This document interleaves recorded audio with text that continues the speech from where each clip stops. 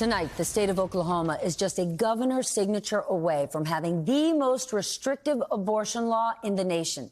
The state legislature passed a measure today that bans nearly all abortions from the moment of fertilization. If signed into law, the ban goes into effect immediately. And Republican Governor Kevin Stitt has already said he wants Oklahoma to be the most pro-life state in the country. As the New York Times points out, quote, the bill allows private individuals to sue abortion providers and anyone who aids or abets an abortion. So let's discuss and bring in our dear friend Neil Katyal, Department of Justice veteran and former acting Solicitor General during the Obama administration. He has argued dozens of cases before the U.S. Supreme Court. Neil, help us out. This is serious. This law goes even further than the one in Texas, and that's the one it was modeled after. So can you walk us through it? Yeah, so this kind of law and more is what the Justice Alito draft opinion that was leaked a couple of weeks ago. If that becomes the law, this is what's going to happen in states like Oklahoma and more. So the Alito law was about a Mississippi law restricting abortion to 15 weeks. But the reasoning in that draft opinion that he wrote permits this Oklahoma law, which, Steph, as you say, is easily the most restrictive law in the country. It's basically a flat ban on abortion coupled with a Texas-style vigilante provision. So if you're in Oklahoma, you can sue someone and get $10,000. You get a bounty if you can say, hey, that person's helping facilitate an abortion.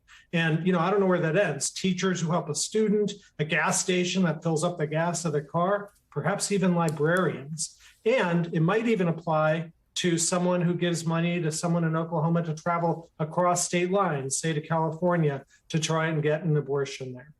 So Roe versus Wade has not yet been overturned. Let's say the governor signs it tomorrow. Then what?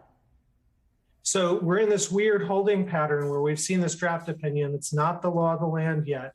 If it becomes the law of the land, then the Oklahoma law could be tried. Someone could try and challenge it in a court, but it's probably not going anywhere because the Alito opinion draft is so radical, Steph, and saying all these kinds of laws are okay. Even a nationwide ban on abortion, should the Republicans take the House and Senate, would be permissible, it looks like, under the Alito draft opinion. And, Steph, this is not about protecting life, which is what Oklahoma is saying. It's obviously about a war against women. I mean, this is from a state, Oklahoma, that ranks 44th in education, 41st in women in poverty, 42nd in general child well-being and stuff like that. And, forget about children. If you just want to talk about infants, 200 Republicans today voting against a bill to ease the baby formula shortage. It's not what they're saying it's about.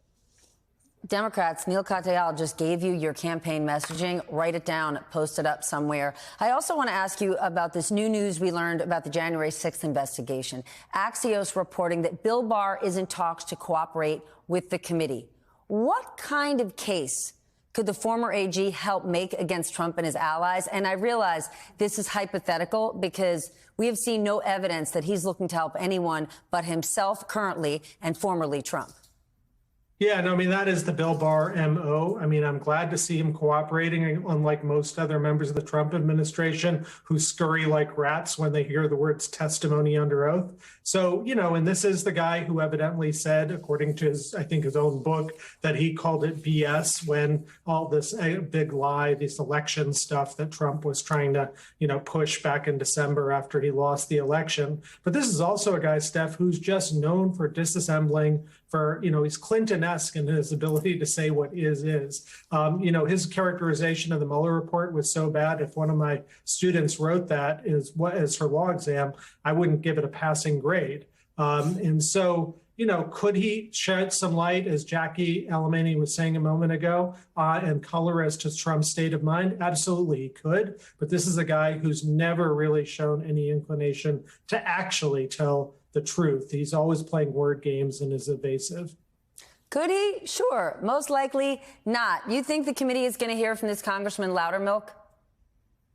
I think Loudermilk will probably take the Fifth Amendment. I mean, this guy's pants look like they're on fire. And as a lawyer, if I were a lawyer advising him, I'd never want a client to take the stand if you can't trust that client.